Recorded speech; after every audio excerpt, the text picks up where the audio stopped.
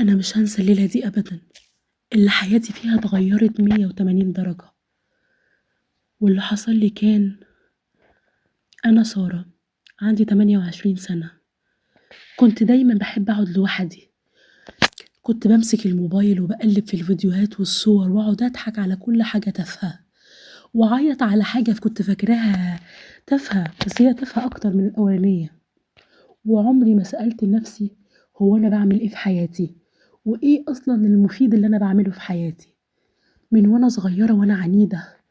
أمي دايمًا كانت تقول لي: "يا بنتي، يا بنتي قومي صلّي، يا بنتي القرآن، قومي اقري شوية في المصحف، يا بنتي صحابِك دول هيضروكِ مش هينفعوكِ." وأنا كنت أضحك وأقول لها: "يا ماما سيبيني أعيش حياتي." أمي كانت ست بسيطة، قلبها أبيض زي اللبن، طول عمرها شايل هَمّنا، بس أنا ما كنتش شايفة أي حاجة، كنت شايفة إن كلامها ده زَن، وزي كلام الأمهات، كنت دايمًا باحس إن كلامها ده بيخنقني. ما كنتش فاهمة، وإن هي بقى المشكلة عندها إن هي مش فاهمة إن كل جيل وليه وقته، وإن ده عصري وده تفكيري، عمري ما قدّرتها، ولا فهمت إن كل كلمة كانت بتقولها دي كانت نجاة ليّا، عدِّت سنين وأنا ماشية في طريق بعيد، بعيد عن ربنا وبعيد عن نفسي، وقرّبت من ناس مش شبهي وناس غلط، ضيّعت وقتي معاهم، وضيّعت وقتي في علاقات فاشلة، سهرت وضحكت ونسيت نفسي. واللي أصعب بقى إن أنا نسيت أمي، ودي كانت أصعب حاجة.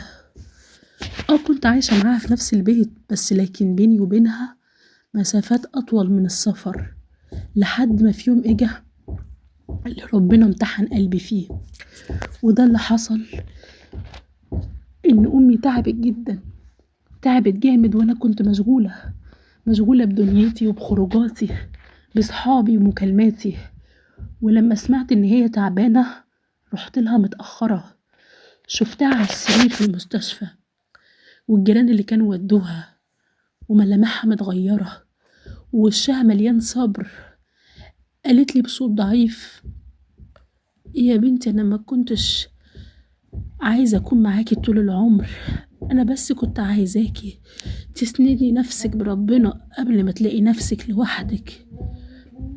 أنا اتضايقت، قُلت لها: "بلاش يا ماما الكلام ده، بلاش التشاؤم ده يا ماما، إن شاء الله هتعيشي وتعيشي كمان وهتعيشي كتير." ابتسمت ابتسامة صغيرة وقالت لي: "يا ريت، يا ريت يا بنتي، بس العمر بيجري ويمكن أقابل وجه كريم، وأنا مش عايزاكِ تبقي كده." وعدت الأيام ومش هاطوّل عليكِ،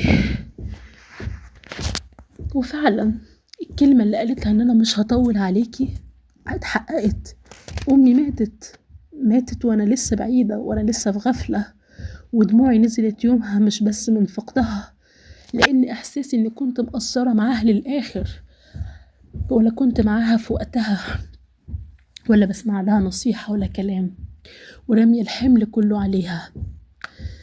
بالليل الليل عدّى عليَّ وأكنّه طويل، ونهاري بقى مالوش معنى، حياتي بقت فراغ بشكل كبير، كنت أضحك مع صحابي، أعمل نفسي مبسوطة، لكن أول ما أقفل الباب على نفسي أعيّط كإنّي طفلة، وما بالك من فقدان الأم.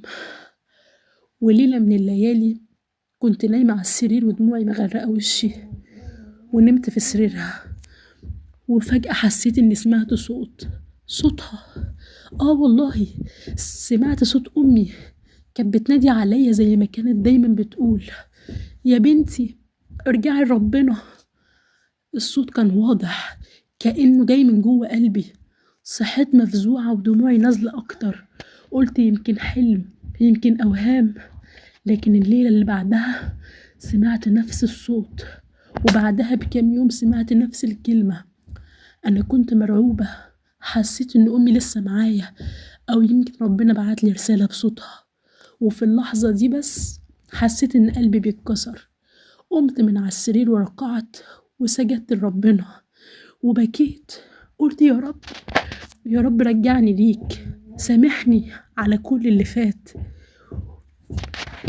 واللي حصل لي بقى من اليوم ده إن أنا ابتديت من جديد أول مرة أصلي وأنا حاسة إني محتاجة الصلاة مش مجرد عادة.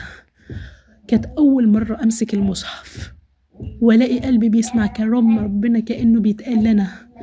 أول مرة أحس إني مش لوحدي، الناس حواليا استغربوا، صحابي اتغيروا، بعضهم مشى وبعضهم بقى معايا، بس أنا كنت حاسة براحة، راحة عمري ما حسيتها قبل كده.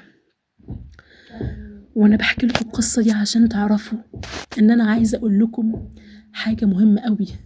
ممكن تكونوا فاكرين إنكوا لسه عندكوا وقت وإن الدنيا لسه مطولة، بس الحقيقة إن محدش ضامن عمره ولا عمر اللي بيحبهم.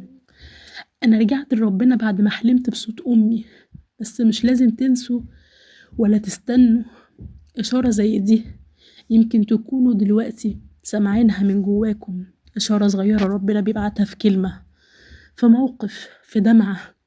ما تتجاهلوش كلام أهلكم لأن هم أكتر ناس بيحبوكم وبيخافوا عليكم.